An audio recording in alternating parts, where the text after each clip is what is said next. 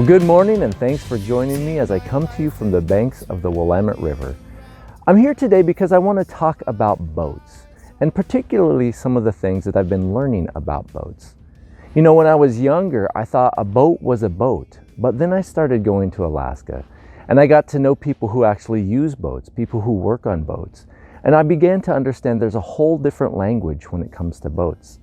And for many, there are two main parts of a boat. There's the hull, that's what we would normally recognize as the boat, and then there's the motor.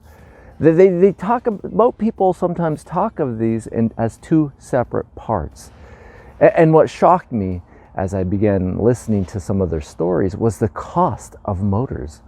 I mean, in some cases, the cost of the motor would be almost as much as the cost of the boat itself, especially if the boat was used and the motor was new. Take, for example, my brother, who also lives in Alaska and recently just purchased a boat.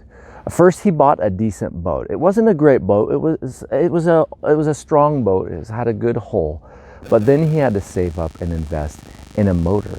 I mean, I had never guessed that those costs would have been similar, especially in his case. And I had never seen how those two things were actually two separate things. One was to make the person or you float, and one was to actually make the boat go. But I began to see how they work together. In the same way, I think that too often when we think about life, when we look at our lives, we see only the physical aspect of it. When we look at life, we look at our bodies. But in the New Testament, when the writers wrote of our lives, when they spoke of life, they spoke about two different things. They spoke of our bodies and our spirits. They're two different things. Even Jesus, when he found his disciples in the Garden of Gethsemane sleeping in Matthew 6:41 or 26:41, he said, "Watch and pray, lest you enter temptation. The spirit indeed is willing, but the flesh is weak." They were two different things, the spirit and the flesh, but both integral parts of our existence, both worthy of investing in. Too often when we look at life, we look at our bodies get the majority of our investment, particularly when we feel bad or sick. We focus on our bodies.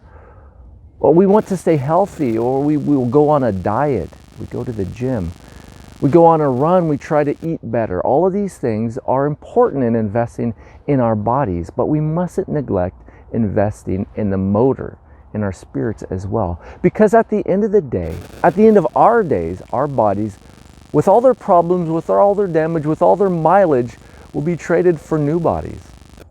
And our spirits will be mounted. As a motor can be switched from one hull to another, we'll be swapping bodies. We'll receive a new body. Knowing this, in 2 Corinthians 4:16, the Apostle Paul wrote, "Therefore do not lose heart, even though our outward man is perishing, yet the inward man is being renewed day by day." A few verses later, Paul would continue to write about this new body that is being prepared for us. But instead of using boat language or maritime language, instead of talking about a hull and a motor, Paul would use a language he understood, the language of a tent maker, for that is what he was. In 2 Corinthians 5:1-5, he says, "For we know that our earthly house, this tent, is being destroyed. We have a building from God, a house not made with hands, eternal in the heavens. For in this we groan earnestly, desiring to be clothed with our habitation which is from heaven." Now jumping to verses 4 and 5, we read, "For we who are in this tent groan, being burdened, not because we want to be unclothed, but further clothed, that mortality may be swallowed up by life. Now he who has prepared us for this very thing is God, who also has given us the Spirit as a guarantee." This is the future we have. This is a future that we can be sure of.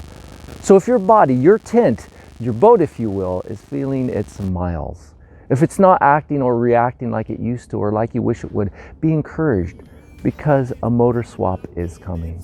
And God, who is an expert boat builder, is making a new body for you. He was making a new body for me, and it will be glorious. But until then, be wise and don't forget to invest in that which is eternal. Don't forget to invest in the motor. Have a great day. Ciao.